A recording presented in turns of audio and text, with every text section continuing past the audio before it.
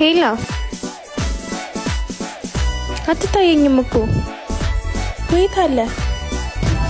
ወይኔ ስልኬ ሌባ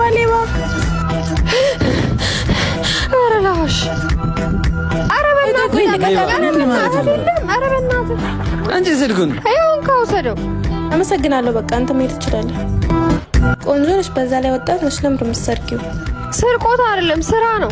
እዚህ የተሻለ ስራ ጠፍቶ ነው የዘንድሮ ስራ። ወይ ተምሮ ወይ መለ ይጠይቃል። እኔ ደግሞ ከሁለቱም ወጥ አሁን የሙያ ትምህርት እንድትማሪ እድሉን ባመቻቸልሽ ትማሪኝ ስታይል ደስ ይለኛል።